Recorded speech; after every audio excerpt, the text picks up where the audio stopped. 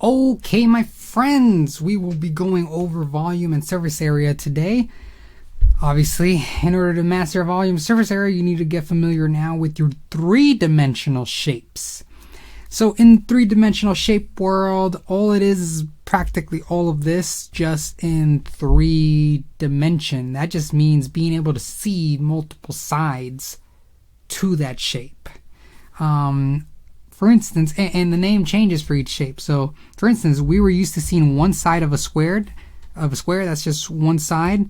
But if we were to see multiple sides, it would look like this, which might be called a cube, right? Or a rectangle in the 2-dimensional world. And 3-dimensional world looks like this, similar to a cube, right?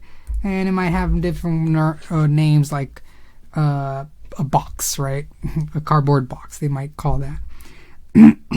By the way, these two specifically in the GED world, specifically in your formula sheet, are both the same thing. It is a rectangular prism. That's the fancy name we're going to be calling it from this point forward.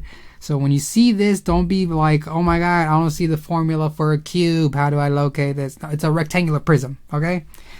So, other shapes you got to be familiar with is a cone, a pyramid,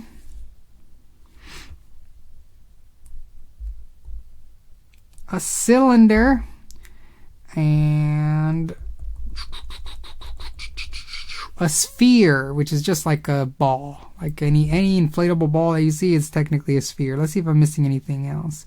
A right prism, we're not going to deal with much on the GED. Actually, I haven't really seen that at all in the GED, but all it is kind of like a rooftop or a tent, you could think of it. All it is 2 triangles. Makes like a rooftop for a house, right? How would you draw a house? Pretty much a rectangular prism with a right prism above it. That's how you would draw that. But yeah, that's this one right here is a right prism. So, just like in the area and perimeter lesson video, what comes first is mastering and memorizing all your figures. So you got to memorize everything that I just went over, because when they give you this figure on the GED test, they're not going to say a cylinder, they're going to say a barrel or a soda can or whatever, but they're going to probably potentially give you the shape of it, like a little picture of it. And it's up to you to know that soda can or that water barrel is a cylinder, right? So memorize all your figures. Now they might ask for the volume and surface area, just like in the area and perimeter lesson. They might ask it to you in a certain way. So this is why we need to know what volume and surface area even means. So if we take this example of a cylinder, let's say we take a cylinder here. It's an ugly cylinder. This is let's say a water barrel of a farmhouse, right? They have a farm. Water barrel collects rainwater, whatever, right? And they want to know how much water the barrel collects. And they ask you, how much does a barrel hold? How much water does a barrel hold? That idea of holding a certain amount inside of this figure, the space inside, that, my friends, is your volume. All right. What's the difference between area and volume? Because students always get these two confused. Well, remember, you only see one side of a 2-dimensional figure. So technically, if you were seeing this water barrel to the side, if you were like to 3-dimensionally go a little twisted a little bit, all you would technically see is a rectangle, right?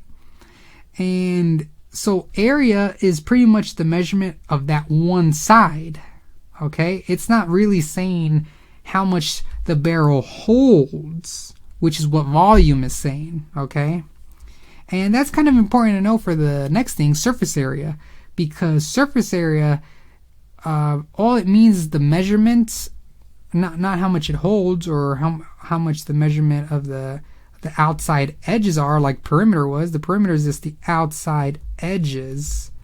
That's all perimeter is. Surface area is the same thing that I told you. If you see one side of the figure, you see the area. It's pretty much the area of all your sides.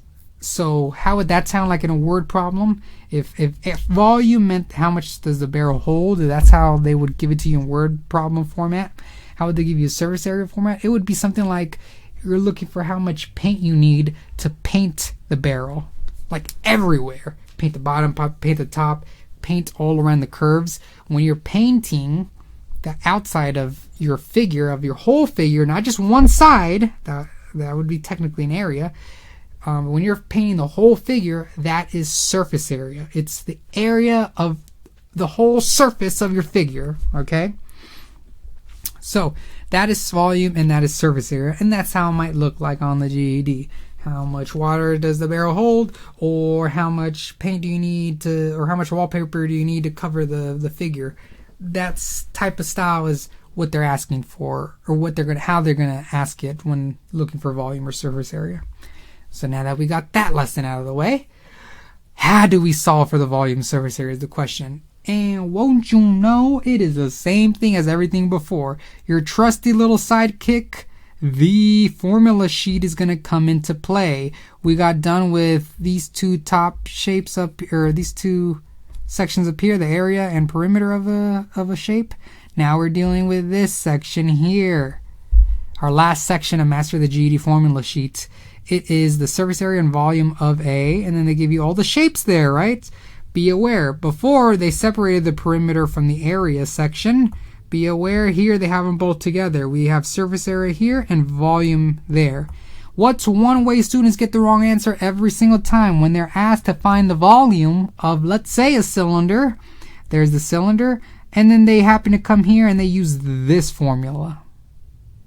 That's wrong. You were supposed to use this formula. Do you see the V? That stands for volume. Do you see the SA here? That stands for surface area. You got to know that this is the surface area section and this is the volume section. Okay, so you just use the formulas, my friend. Just like you did in area perimeter, you dump in whatever number they give you and you dump it into the formula, you let the calculator solve it for you, and boom, you're done. Now, what is the purpose of today's lesson is to prep you some more on some new letters that you're going to come across. Just for fun, let's just do the first example. Let's go with, well, I did do I drew a cylinder. Let's just do a cylinder first. A basic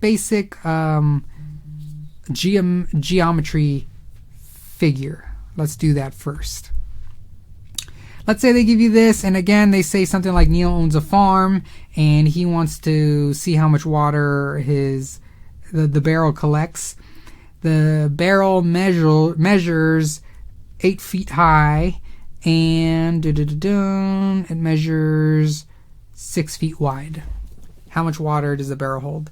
They're asking for the volume there, okay? So just like in all the other previous lessons in geometry, we're going to go locate how to find the volume of a cylinder, right? So we go over here to the formula sheet, we locate for the volume formula of a cylinder, which is that one right there, and which is V equals pi r squared times height. So pi r squared times height. What do?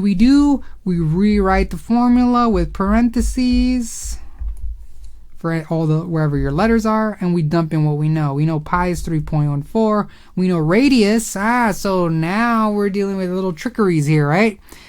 Radius deals with circles. I don't see a circle, but you do. Here's a little circular shape down below. If you were to look on top of this barrel, an aerial view, if you were to look at it down, all you would see is a circle. And they already gave us the width of it, which is 6, which is the same as saying the diameter. So what is the radius then? Half of the diameter, which is 3. Boom. The height, they gave it to us. It's 8. All I got to do is put all this into the calculator, and then I would have found my volume for this shape. 3 squared 8 226 Oh my goodness, what is wrong with me? 0.08. That is my volume. You see, it's no different from area and perimeter. Easy peasy there. All I want to really go over also is a couple of these other letters that you come across. And one specific shape, the pyramid, goes over all of them. That will help you learn this. So they might give you a pyramid here. They might indicate that the height is 6, which means the height, let's say they give you that measurement there being 8, and they give you 3 here. Alrighty, so let's say we're asked to find the surface area of a pyramid. That incorporates everything that I want to teach you. So the surface area of a pyramid is SA equals 1/2 PS plus capital B. I want to go over this because these are all the remaining variables you need to know in the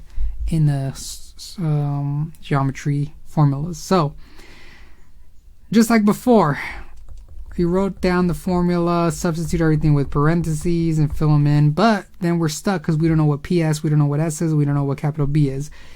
You might see the B and you might think it's base, which you're right, but it's a capital B. It's very different from the lowercase b that we went over in the two-dimensional world. Capital B, my friend, does not just means the base, as in this measurement here. Do not put a 3 there. What it means is the area of the bottom figure. Okay, this bottom shape, this pyramid has a bottom figure here. What figure is that? That looks to me to be a square, right? If again we were to hover over this pyramid and look down, all we would technically see is a square, probably with the point of the pyramid, right? We know this side is 3. What would be the area of this whole bottom figure? Well, do you recall how to find the area of a square? All it is one side squared, or multiply 2 sides is totally fine. And that would give you your capital B, which is your area of the bottom figure, which is 9. P, what does it stand for? P is similar to the capital B. It is the perimeter of the base. So we're still looking at this bottom figure, except instead of looking for the area, we are now looking for the perimeter of that bottom figure. So how do we find the perimeter of any shape, any two-dimensional shape? It's just 3 plus 3 plus 3 plus 3. 3, 6, 9, 12. So 12 is my P. I'll use a different color. Boom. That's what P is. Perimeter of the base. S. I know it says, I said it stood for side up in the two-dimensional world, but remember, that two-dimensional section is separate from the three-dimensional section. In the three-dimensional world, S stands for slant height. So don't get it confused with the height. The height is always the vertical, right? The S stands for the slant height, which in this case, they'll indicate it like that with an 8 at a little angle, or they might give you an 8 here with a little arrow pointing to specifically the slant. Whatever the case, you now know what PS and capital B is. You throw all this into the calculator, and what do we get? 1/2. Fractions shouldn't intimidate you. You just throw it in exactly the way it is. Plus 9. And next thing you know, we get 57. The surface area is 57 gallons of paint, 57 inches of wallpaper, whatever the units is, who cares? Just throw the units in, it doesn't matter. What I care for is my number. Okay? Cool. Now that we went over everything we knew, you could technically do the worksheet. There's just one last thing I want to show y'all. You can't say I didn't show you. Hopefully you're watching this whole thing. If you are, send me a message saying saw the whole thing, and I'll know that means you watched the volume and surface area whole thing. This, and which means you are paying attention right now to this next lesson, which is extremely important, which is how the GED might ask you a question. What they might do is, going back to the barrel example, they might give you a barrel here. They might give you the width, which is, let's say, 8. But they might give you the volume instead of the height. They might tell you the volume is 253.46 cubic waters of water that the barrel holds, right? And they might ask you, what is the height of the barrel, right? how do you solve these? They kind of switch it up on us. We're used to giving all our dimensions. We know the 8 foot high, we know the 6 feet wide, and they asked us what the volume was, and we did the math necessary to find the volume. All right. But what happens when they try to trip us up like this? What happens when they don't give us one of the dimensions, but they give us the volume instead? They gave us the answer that we're used to getting it. Well, two ways. The first way is use your answer key. A, B, C, D. You'll obviously be given the answer here somewhere. 2, 4, 6, 7. One of these is the height. So just do yourself a favor. Go through each one and put them in for the height. Let's pretend this was a 2. Solve using these two dimensions, come up with the volume of this cylinder. And what you're hoping for is that when the 2 is in there and you do your calculation, what you're hoping for is that when you're done with the calculation, it comes out to the answer that they gave us. If it doesn't, did you waste a little time? Yeah, but not a biggie. You're fast with your math now, so you just be able to cancel that out and move on to the next one. Substitute the height with 4, do your calculation, and hope that you get 253.46, and you go through each one until you find it. That's if they give us multiple choice options. That is the best way. You got to speed run it because you don't want to waste too much time, obviously, but I'm confident y'all can do it. The other way is using multi-step equations. If we know the formula to find the volume of a cylinder is what was the cylinder? Pi r squared height.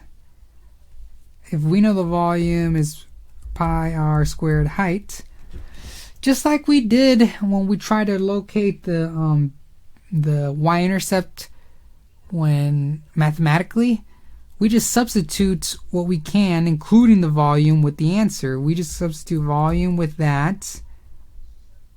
253.46 equals 3.14, which is pi, which is my, and then r is the radius, which is 4, half of 8 squared, and then I don't know my height, right?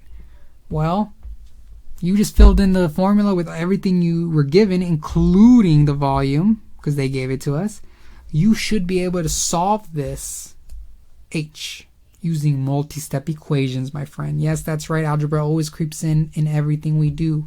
We split the sides. Nothing to do here. Is there something to do here? Yes, I could do this squared, and I could multiply whatever that answer is to that 3.14. I'm just going to do them both at the same time. 3.14 times 4 squared. All that became 50.24h to 53.46. What do we do now to solve for h? We just divide. Cancels out. And then we do our final calculation.